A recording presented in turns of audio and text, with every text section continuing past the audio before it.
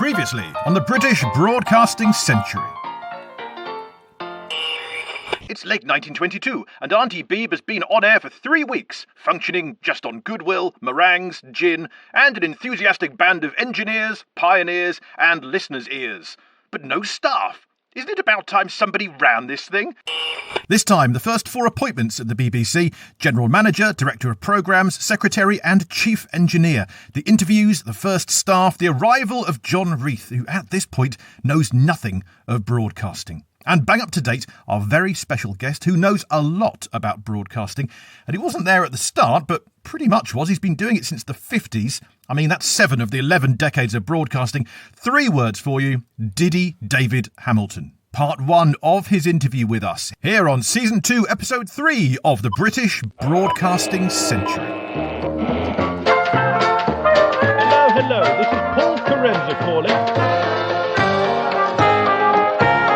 This is London Calling. Hello. Welcome to the podcast. It's Paul Carenza here. It's you there. Delighted to have you with us. Very excited to have David Hamilton on the show today as well. Boom Radio. Yes, that's his new venture. I think he's the oldest broadcaster to launch a radio station, or the oldest broadcaster to have a regular show on British radio at the moment. Either way, he's record-breaking. He's been doing it since the 50s, and I had a fantastic interview with him. Such a lovely, generous person. What stories he has as well. The Beatles, the Stones, the Pythons, so many things to get into. We'll probably take a couple of episodes to do it, so this episode will be part 1 of that. So this episode will cover from December the 7th to December the 16th, 1922. That sounds quite specific, I'm well aware. We are taking the story of British broadcasting one stage at a time, and at this point we start getting a workforce, and indeed a boss in John Reith. You may have heard of him. And in this week and a bit, we've got the interviews, the hiring of the first 4 founding fathers, let's call them that, of the BBC. Now, of course, we're talking about the first employees of the BBC, and I hasten to add every episode that I am not one. I am a freelancer who occasionally freely lances for the BBC and other organisations, but this is not a podcast made for, with, about, here and under, in any way to do with the current day British Broadcasting Corporation. We're talking about the origins of the British Broadcasting Company. Is that clear? Good-o. It's just a one-man operation here, hello, which is why I'm ever glad of your ratings, reviewings, sharings, Patreoning, all those sorts of things. If you want to support us, you know how. But hear this, we are not the BBC. The BBC began with 6 weeks or so of almost pre-BBC BBC-ness. Now, if you've listened to the previous episodes, you'll know what I mean by that.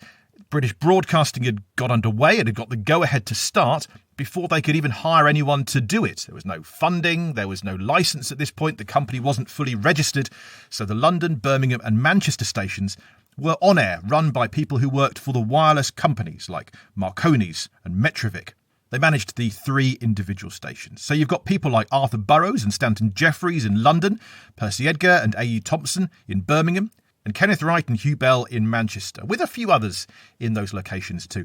Running the show in London, Arthur Burrows said 2 years later, "In 3 different parts of Britain, there were, functioning nightly, 3 groups of men who had never met, who had no precedent to work upon, and not the faintest idea of what the future would bring forth in the matter of a balance sheet." To run the show, maybe they need someone from outside it. These plucky pioneers working without a balance sheet particularly, essentially doing it for the fun of it or being paid peanuts, cranked to the handle of broadcasting. And a century later, podcasts, blooming everywhere. You can't move for them. But also, new radio stations have been starting all the time. So before we go back to the BBC origin story, let's hear from one of the voices behind one of the newest radio stations in Britain. He's gone from Forces Radio to Boom Radio via Radios 1 and 2 and pretty much everything else. Before we go back to the very start of the BBC and its first employees, I'm delighted to introduce David Hamilton. Well, it's extraordinary, really, because David Lloyd, who is, you probably know about David. He's a very successful radio man. He's a radio historian as well as producer and performer. And he called me towards the end of last year. We had worked together before. And he said, "Look, I'm putting this project together. Would you be interested in doing some shows for us?" And I said, absolutely. So he said, "The great thing is that you can do them from home." I said, "Well, there's only one problem there. I don't have a studio." So he said, "But we can give you a studio." So they've given me a very nice microphone. which is here. There it Very is. good. And a nice pair of headphones, and all the music's on the computer. So I do everything from home. I don't have to travel. I don't have to mix with anybody, and I don't have to wear a mask. So perfect. That's fantastic. And, in terms of the industries that can adapt in these pandemic-y times, the radio industry seems to have done that really rather well, and indeed be a great service for people who are stuck at home and constant companion, I suppose. It has, and I've got a feeling that this is going to be the future, because I think having done this, they're not going to then say, "I tell you what, we'll rent this building and we'll pay the rates and the electricity and the lighting and so on, and the heating, when everybody can do it from home." So we're all broadcasting from home, one from Spain, one from France, and the rest from the UK. So it's great. We all met up the night before the launch, and we met up like this, and we had a Zoom meeting in the evening. And I think they showed a certain amount of style, because they sent us all a bottle of champagne with their logo on it. So we all were told, don't open it until Saturday night. So we all opened, uncorked the champagne, and we drank a toast to the success of the station. I can't think of many stations that have started off offering me a bottle of champagne, so it was very nice. Very, very nice too. Well, you've certainly been part of many radio stations over the years, and I was thinking, if we can go back to the start, there can't be many broadcasters who would say they started in the 50s, and I think 59 was it you began your broadcasting? That's right. It was only just in the 50s. It was, as you say, 1959. I was doing my national service in the RAF, and prior to that, I'd been a scriptwriter at ATV. I had a nice little job. I was loving it. And then I got called up for national service, and I had no interest in firing guns and being a soldier or an airman. In this particular case, I joined the Air Force. I was posted to Germany, quite close to the studios of the British Forces Network broadcasting station, which today is BFBS. And I went along to see the boss there. It was just a bus ride from the camp into the studios in Cologne. And I said to him, "Look, I'm a scriptwriter. Can you use me here?" So he said, "Well, actually, we don't have scriptwriters, but we do at the moment need someone to read the football results on Saturday afternoon." So I was a great football fan, and I knew that it was all about inflection. Chelsea 1, Fulham 2. And so I quite enjoyed doing that. But I said to him one day, I said, "All this music that you play, Bing Crosby and Peggy Lee, it's fine for the officers, but the troops want rock and roll." So I don't think he knew what rock and roll was. But anyway, he said, "I'll tell you what, I'll give you a show on Sunday afternoon." So on Sunday afternoon, I was one of the first people to do a rock and roll radio show. And I played the music of Jerry Lee Lewis and Little Richard and Chuck Berry and Elvis Presley, who was in Germany at the same time doing his national service with the US Army. I think Elvis was in Frankfurt and I was in Cologne, so I didn't actually meet him. But I did play his records, and I wondered if he ever listened and heard. It'd be amazing that he was there able to listen to that. That's fantastic. Yeah. More from David Hamilton later in this episode, and indeed on a future episode. He had so much to say, I think we better take a few episodes to say it. Now, from boom radio to the radio boom. Oh yes, I like that link very much indeed. On episode 15, we featured John Reith and his backstory. We left him in mid-October, applying for a job as general manager of this new BBC, while he was working as a political secretary for Sir William Bull. There are two Sir Williams in this story, with nicely ironic names to tell you who's who. You've got Sir William Bull, the politician, Reith's original boss, and you've got Sir William Noble, the chairman of the Broadcasting Committee, potentially Reith's future boss. So if you can't remember which Sir William is which, well, the politician's Bull, the broadcaster's Noble. Yeah, says it all. Well, Sir William Noble writes to John Reith on December the 7th, 1922, asking him to come and interview as general manager. You might recall that Reith applied when he saw an advert in the newspaper a couple of months earlier. He even retrieved his application from the postbox when he realised that Sir William Noble was from Aberdeen like his family. The insertion of an extra line to say, "My family might know your family," may have sweetened the deal. In his diary, on being asked for interview, Reith writes, "Most exciting. Seems like an excellent job for me." And a decade later, Reith adds a note to this diary entry. "Actually, I had little idea what it was." The radio boom had passed Reith by. He wouldn't have heard then, on the day that he got that letter, entertainer Vivian Foster on air as the Vicar of Mirth, Reith would have been partial to the vicar part, but not so partial to mirth. Or any of 2ZY Manchester on that day, where they took a break from the mostly gramophone records that they would play for a vaudeville performance from Herbert Harwood, Ada Lodge and a Mr. Reed. It went so well that station boss Kenneth Wright asked Harwood afterwards, May I be so bold as to ask if you'd be good enough to bring the same party again to broadcast same evening? If you could bring a violinist also, it would be a very desirable feature, inasmuch as many people's receiving sets distort violin tone less than speech or song.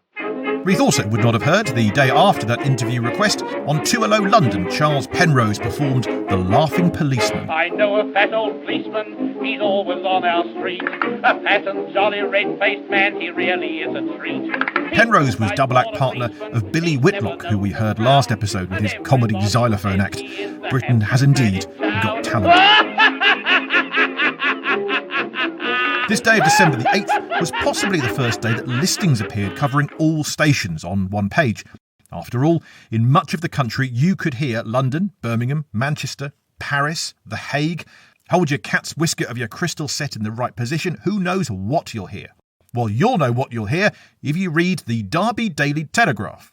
Today's broadcasting. From Whitton, wavelength 420 metres, 6:30pm children's stories, 7 and 10pm news, 7:15 to 10, a concert from the Ivories Jazz Band, Mr. Harold Casey, baritone, And soon to be assistant manager of the Birmingham station.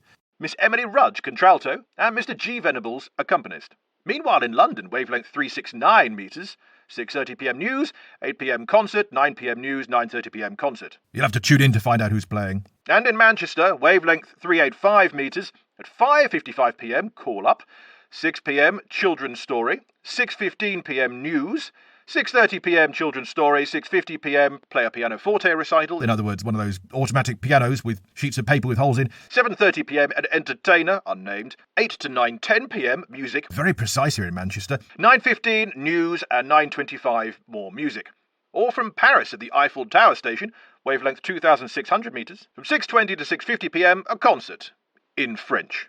And it does say that in the listings. Thank you, Andrew Barker, our newspaper detective, for spotting and sending us that. If you have anything to add to our story as we go along, paul@paulcarenza.com is the email address. I welcome your correspondence. But I would get correspondence of complaint if I told you what was on December the 9th. It was G.H. Eliot with an act called the... Censored for moral, ethical and acceptability reasons. Such racist language has no place in broadcasting or podcasting. Amateur Wireless Magazine December 9th issue contains some correspondence too, largely concerning the voice of 2LO Arthur Burrows, who by now has applied, like Reith, for one of those first posts at the BBC. Burrows has applied for Director of Programmes, but as for his on-air appearance, he's still finding his feet. A correspondent writes, The news bulletins are not exactly striking. There is, of course, the weather forecast, followed by cricket and billiard scores and market reports, all of which will be greatly appreciated by those who do not see the evening paper. But the rest of the programme consists too much of police court news of no particular interest and of snippy bits of the kind which harassed sub-editors generally use for filling up gaps into which nothing else will fit. You know this sort of thing. Mr. Blank Dash, aged 103, has just made a flight in an aeroplane. A deported tomcat has arrived home after a journey of umpty miles, and so on. Perhaps the correspondent preferred the anarchic output of 2MT Riddle, where it seems this is the moment that wild Peter Eckersley, remember him, he's still lampooning 2LO every Tuesday evening. It did afford us some fun at Riddle to get a little stimulus from these transmissions in the way of caricature. Arthur Burrows, the man with the golden voice, who was very precise. And at this point, he mocks 2LO's genteel bells, which play the Westminster chimes each night. One of the things that had really impressed the public enormously about 2LO was that when the station opened, they beat on a gong. Ping, pong, ping, pong. You know, one of those things that hang up in concert halls with little different tubes and you hit the wrong one. Well, we thought we can't be outdone, and I remember we got all the scrap iron we could find in Riddle and beat it hard at the beginning of our thing. It was like that. We were awfully precise too. On that letters page again. Did you hear that delightful jester, the Riddle transmission, in his burlesque of 2LO's new chimes? 'Twas done, so 'tis said, with 2 biscuit tins and an empty soda water bottle. Or as they say, 2 empty bottles. At 2.0, though, Burrows' attention is on radio production, and really he's the first radio producer, I would say. While his application for Director of Programmes is being considered, he's getting rather critical too of the output on the BBC radio station that he's essentially babysitting until he can get the job. So Burrows sends this rather frank memo to his underling Stanton Jeffries on December the 10th. Your bells were not as good as usual. Perhaps bitter, given the week before Eckersley was lampooning those bells, and it would have been the talk of the radio community at Burrows' expense. There was a damping effect which cut out resonance. Yeah, I think Burrows is fuming. Kenneth Ellis comes through splendidly, but I would suggest that he turn his head just a little bit on one side to avoid jarring the microphone on some of his louder notes. Or maybe Burrows just cares. Miss Kelmrich has the beautiful contralto voice, but one or two of her notes were almost overpowering. The cornet was good, but there seemed to be a lacking of fullness of tone. The piano as an instrument was passable when played by yourself, but when played automatically is horrible. It's a cross between a dulcimer and a banjo, and very tinny at that. Yeah, like the other studios across the country, 2.0 had a player piano, one that you fed sheets with holes in and it played itself. Useful as backing music without having to have someone actually play the instrument, freeing up Mr. Jeffries to be sorting out the next performer. The blot on the whole evening were the long delays between items. For wireless to succeed, everything must go with a bang. No periods of silence. Apart from the government-mandated silence, 3 minutes in every 10. This obsession with no radio silence continues to this day, of course. But back then, it had a better reason. Too much silence, and in those gaps, Morse code from other frequencies could stumble onto the BBC's wavelength. Pause and be usurped. That same day, John Reith, unaware of all of these radio programmes, is preparing for his interview not by listening to the BBC, but by positioning himself in the right company. William Bull said he knew Sir William Noble and was ready to go and see him, but thought it probably not advisable. That's the old boss offering to schmooze the new one. Reith always denied that Bull helped Noble get him the job, but it's thought that the politician did privately smooth things over with Reith's interviewer-to-be. On air the next night is 2.0's first vocal quartet, Don't You Know? Don't you know? Don't you know? Don't you know? Don't you know? Well, you do now. The night after, with the job interview the next day, John Reith put it all before God. A month before he'd arrived in London, he'd gone straight to church and felt called by the minister, and by God, to be the one person who could save Britain from itself. Quite a mission. Now he was praying hard that this job was his purpose in life. The next morning, December the 13th, the day of the interviews. Now, Reith actually starts the day working for his boss, Sir William Bull MP. Reith has been a bit disillusioned since the general election, but his job continues for now, and at Reith's own personal office, during this interview, he's actually hosting a meeting of MPs. William Bull lets Reith go for the interview, but while the future of British politics is being hammered out in Reith's own office, Reith is off to Magnet House, the HQ of the General Electric Company and the temporary registered office of the BBC. This will ultimately become Reith's first office, and here Reith patiently waits for his BBC interview, like Guy Gomer, the man coming for an IT job interview at the BBC, who ended up on the news about 10 years ago. You remember him? Fun. But back at Reith's interview, Sir William Noble came out to get me, and he was smiling in a confidential sort of way. Apparently Noble greeted Reith with the cordiality of an old friend. Also present at the interview were McKinstry, Binion and one other. These were the wireless bosses on the broadcasting committee at the time. They didn't ask me many questions, and some they did I didn't know the meaning of. The few questions included, given likely letters of complaint, could he handle correspondence? Did Reith realise that within a short time he would know everyone worth knowing in the country? Well, a decade later, Reith noted, "The fact is, I hadn't the remotest idea as to what broadcasting was. I hadn't troubled to find out. If I had tried, I should probably have found difficulty in discovering anyone who knew." Yeah, we're acting like radio's taken off in this country, but only in some corners, it would seem. And it certainly hadn't reached Reith yet. I think they'd more or less made up their minds that I was the man before they saw me, and that it was chiefly a matter of confirmation. They asked what salary I wanted. I said £2,000. Noble came to the door with me and almost winked as if to say it was all right. Well, while the interview panel deliberate and Reith goes away to pray some more, let's flash forward 4 decades to the 1960s and a man who was there for the rise of the Beatles, the Stones and so many more. A broadcasting legend, David Hamilton. When I came back to England at the end of 1960, I got a job as a television announcer in Manchester, back in the days when announcers used to appear in vision in between the programmes. And ABC Television had a programme called ABC at Large. And they said to me one day, knowing my interest in pop music, we've got a new group here that we'd like you to interview. I think they'd only been on television once before. And they said that they're coming in with, the producer said they're coming in with their manager, Brian Epstein, and also his latest protege, Jerry Marsden, and his band, Jerry and the Pacemakers. So will you interview them? So I did this interview with the Beatles. I think they'd had about one or maybe two hit records at the time, but long before anybody knew that they were going to be, the biggest band of all time, that 100,000 people would come to Heathrow Airport to greet them when they came back from conquering America. Later that year, which was 1963, somebody, Beatles management, maybe Brian Epstein, said, look, the boys are doing a show in Manchester, the Urmston show, and will you introduce them on stage? So I did, and I remembered that tickets to see the Beatles were 10 shillings. Following year, I introduced the Rolling Stones. They were at the Palace Theatre in Manchester.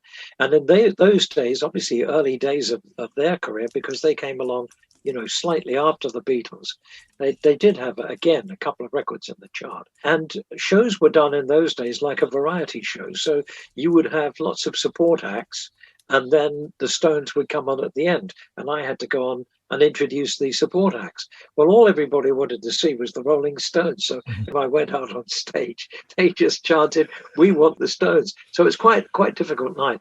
And I remember talking to another show compere who was also a comedian. And he said, I'll give you a tip. He said, what I do, he said, when they start, chanting and heckling or whatever, he said, I stand on my head, he said, on the stage, and he said, and I can do that for up to 2 minutes. He said, and I just stand there on my head for about 2 minutes, and eventually they start applauding, and then I stand up and say, and now, ladies and gentlemen, the Rolling Stones. So I should have learned to stand on my head. But quite a funny story about that show was that I had a little red MGB sports car that I was rather proud of at the time, and I parked it at the back of the theatre, as you could in those days, and somebody thought it was Mick Jagger's car, and they scratched a love message to him. So for a week I was driving around with "I love you, Mick" on the bonnet of the car. It must up in value, I'm sure. Well, I did. Yes, I think so. I did eventually have it resprayed. It took a bit of time, and I think the respray cost me more than I got for doing the show. So I think I lost money by introducing the Stones. Oh well, you got a good story out of it. That's what matters, I suppose, doesn't it? I did, and I dined out on it for a long time since. Here we are still. More from David soon. But back in 1922, it's December the 14th, and John Reith is literally praying that he's got the job. He's even got his current boss, Sir William Bull MP, to phone chief interviewer Sir William Noble and another influential contact to write to the General Electric Company to petition on his behalf. But the Lord is mightier than all the influence in the way I could bring. At 3:45, Sir William Noble phoned to ask if I would come along to see him at once, so I took a taxi and went. He received me very nicely. So this is just one day after the interview to generally manage broadcasting. Good job it's general manager and not specific manager, as Reith still has no clue what any of this broadcasting malarkey is all about. The committee had unanimously recommended that I be offered the general managership of the British Broadcasting Company. He said he had tried hard to get the salary of £2,000, but some of the others didn't want it to start over £1,500, but that if things went okay, I should get a rise soon. Later, he recommended me to take £1,750, as he thought he could get that approved. After a cup of tea and a general talk, I departed. I am profoundly thankful to God in this matter. It is all his doing. There were 6 on the shortlist. Although actually, Reith wasn't even in the top 3 choices. He acts like he was a sure thing, but 55 had applied for the job. It was first offered, though, to a leading journalist called John Gordon, another Scot from Dundee, rather than Reith's Aberdeen. John Gordon was a senior editor at the Glasgow Herald's London office, and he was offered the top job of the BBC, but turned it down. The job was not big enough for him. Instead, he took a post as chief sub-editor of the Daily Express. a paper that was to lead the charge against the BBC within just a few months. More on that in a few episodes' time. But, I've read in one book how John Gordon was offered this top job before Reith. I've read in another book of how the paper that he then edited took on the BBC in such a brutal fashion. I've not actually read anywhere that linked those two events together. But I'm sure that John Gordon saw this upstart BBC and either realised that he'd missed the boat or at least took against it in his new role at the Daily Express. It got personal. Gordon led the Express until the mid-50s. He started the first regular newspaper horoscope after commissioning one for the birth of Princess Margaret, which was rather popular. But long before that, he was battling Reith and the BBC for years. John Gordon, the BBC boss that got away. Another near miss was the former Postmaster General, Mr. Kellaway, the man who'd introduced the licence fee and seen broadcasting through the House of Commons. Yeah, Kellaway was also considered to head up the BBC. He'd just lost his seat in Parliament and therefore his job. As you may recall from the last episode, Kellaway had a cushy directorship lined up at Marconi's, though, much to the annoyance of the BBC Board of Directors and the House of Commons. It was somewhat controversial. Mr. Middleton, is it not a fact that the late Postmaster General concluded more than one agreement with the Marconi Company, which resulted in profits to the company and consequent loss to the state? I think that is denied in the letter to which I have referred. So there are 3 of those considered for the general managership of the BBC. You won't find that in many books. I had to do a lot of digging to find those ones out. You've got a top journalist then, a top politician, and John Reith, the rank outsider. How different it could have been. Would you rather give control of the BBC to the printed press or to politics? Trust me, today, both would like to get their hands on it. On which this could be a good time to tell you about a thing called the British Broadcasting Challenge. I'm nothing to do with it, I just saw what they're doing and I quite like the idea. It's a think tank to promote a wide-ranging discussion about the future of UK public service broadcasting. Armando Iannucci, Frank Cottrell-Boyce and many top producers are involved. Its focus is really on making any inquiries about the future of the BBC public, rather than happening behind the closed doors of Westminster. If you'd like to know more information, BritishBroadcastingChallenge.com is where you can see if that's for you. But back when it began, John Reith's final hurdle to the top post was to convince Godfrey Isaacs of the Marconi Company. Now, Isaacs' doubts are probably because until now Marconi's has been running the show. Employing an outsider like Reith, let alone someone with zero experience of broadcasting, it's a big question mark. So the next day, Friday 15th of December, John Reith went to see Godfrey Isaacs, head of Marconi, according to a letter received from Noble. He didn't want to agree to £1,750 without seeing me. He was very cordial indeed. It seemed most satisfactory. He said he would inform Noble at once that he agreed to £1,750. This was also a notable day for the BBC Board of Directors. It was the day the BBC was finally registered as a company. So although the staff wouldn't officially start until after Christmas, we now definitely, finally have a BBC. That weird month-long halfway house period was over. For the past 99 years, the BBC has claimed November the 14th as its birthday, but I think it would be nice to know what was on that first night of it being a registered, confirmed, actual company, because until now it was just BB, really, no C. So I posed this question recently on Facebook and Twitter. Do follow us there at BB Century. And in our British Broadcasting Century Facebook group, friend of the show Alan Stafford found a schedule from an old newspaper. This is from the Derby Daily Telegraph, and here's what was on night 1 of the finally registered BBC, December the 15th, 1922. Well, 2ZY Manchester had a concert from 6 p.m. 2LO London had a concert from 8 p.m, but their performers' names aren't listed, just like Manchester. 5IT Birmingham had children's stories from 6:30, news at 7, a concert at 7:15, and the first performer on that was contralto Margaret Harrison. So congrats, Madge, you win a blankety-blank checkbook and pen, because otherwise radio history hasn't recognised you, so we will. After her, Sinclair Davey, a tenor, a delightfully named baritone known just as Mr. Bunch, a humorist called Harold Green, who technically then is the first comedian of the actual registered BBC, and then a police band, PC Wright on cornet, PC Jones on clarinet, and Mrs. Davey, the wife of the tenor Sinclair Davey, on piano. And the Birmingham engineer A.E. Thompson recalls rehearsing with that police band. In these experiments, which we used to carry on naturally in the mornings, I used to get artists to come along, and I used to place them in front of the microphone and then switch on and listen on a crystal set in the corridor of the factory to hear how it was coming out. That's how I could tell whether the balance was right and so on. For example, when we had the Birmingham City Police Band down there one afternoon, well, I shifted them around until I got a very good transmission. Then I hammered brass nails in the floor so that when they turned up in the evening, everybody would know where to sit. Well, the day after the BBC is registered, it's the weekend, Saturday the 16th of December. Surely we can put our feet up. Well, the firm offers now go out to those first BBC employees, and the first one to be recruited is Major P.F. Anderson. His role of secretary had the most applications. 246 people went for that job. He would only last 6 months, but he was officially the first BBC employee, so he gets his place in the history books. Another 55 people applied for Director of Programmes, including Arthur Burrows and Cecil Lewis, who technically was Director of Programmes at 2ZY Manchester, although it's thought that he hadn't really had a chance to do much up there. Like Reith, Cecil Lewis wouldn't have had much of a clue what radio was, until that summer at least. Lewis would have known radio as a new device for communicating plane to plane, until he arrived at 2ZY. He was recruited by a war buddy who recognised Lewis's bon vivant entertaining attitude and thought he'd be great for this new broadcasting craze. Cecil Lewis had delivered the first radio talk just the week before in December on flying in China, so he didn't know nearly as much as Arthur Burrows, but he did know he had something to offer this radio game. So he interviewed for the same post as Arthur Burrows. Lewis was actually favoured by many on the board, directors including Binion, Peace, McKinstry.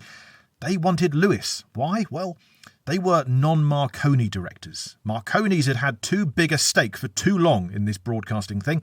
Arthur Burrows knew broadcasting better than anyone, but he was Marconi through and through like a stick of rock. Lewis would be fresh, non-Marconi blood. But Burrows, of course, got the job. But he recommended that Lewis be appointed as his deputy. And of course that then pleased the rest of the board. So this radio production double act was born, Burrows and Lewis, soon to be heard on air in the Children's Hour as Uncle Arthur and Uncle Caractacus. Finally, 39 people applied to be chief engineer. The one appointed was Mr. R.H. White. He was the engineer at 2LO that summer, but he barely even lasts hours, let alone days.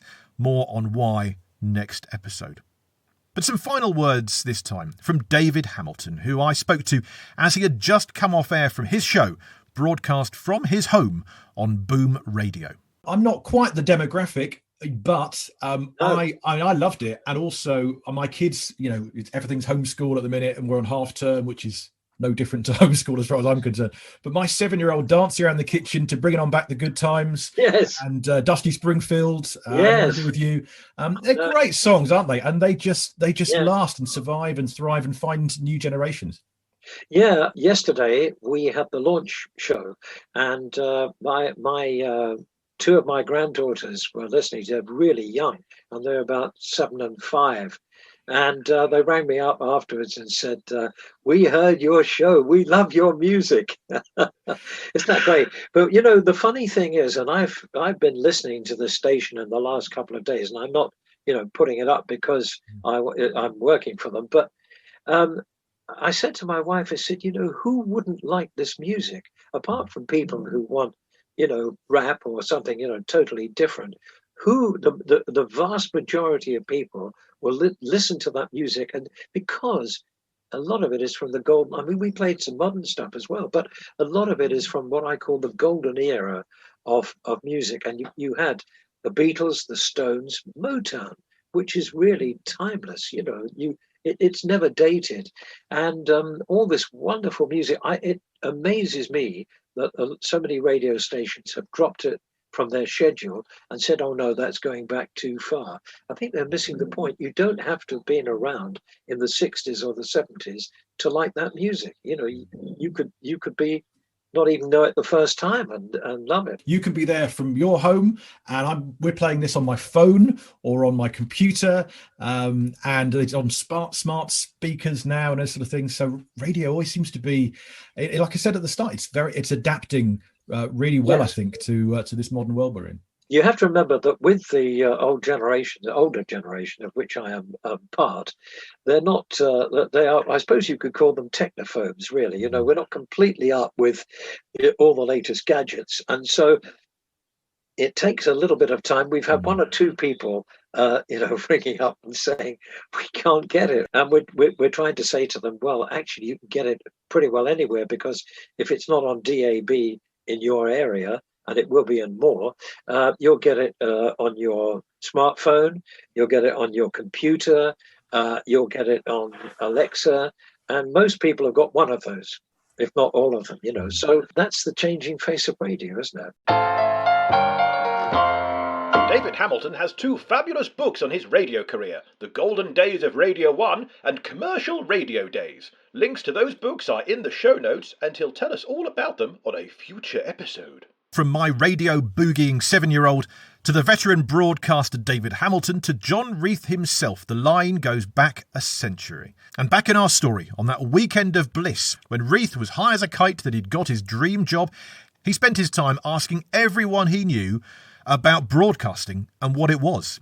Reith just kept trying to turn conversation around to it. It sounds quite hilarious. Do you know what time the bus is due? It's a bit like that broadcasting thing, isn't it? Is it? Do you know anything about it? Reith may have steered the ship for years to come, but for now he's essentially the captain of the ship, holding a book titled Sailing an Ocean Liner for Dummies. So what does he do? Well, that Sunday, the 17th of December, the captain asks the first mate. Newly appointed Director of Programmes, Arthur Burrows. So next time on the podcast, Burrows shows Reith what's what. They find some new premises. They lose one of the only 5 employees they've got. And as Burrows leaves the Marconi Company for the BBC, we journey back to Burrows' battle against Marconi's as the lone voice for the decade before, trying to convince them that broadcasting, not messaging, was the future. And for that, our guest will be Professor Gabriel Balby, Associate Professor of Media Studies at USI in Switzerland. Yes, David Hamilton one week, academics the next. We are like Celebrity University Challenge meets Baywatch. Sorry, I forgot it's audio. You can't see what I'm wearing. Oh, and have you heard? I've done a special episode for the History of England podcast. It's essentially the entire first season of this podcast, retold in approximately half an hour. Welcome if you've joined us having heard that episode. And if you've not, head to the History of England podcast. We'll put the link in the show notes. But it's only there for a couple of months. If you check in the future and it's not there, fear not. We'll post it here in a few months' time as a future special on this podcast.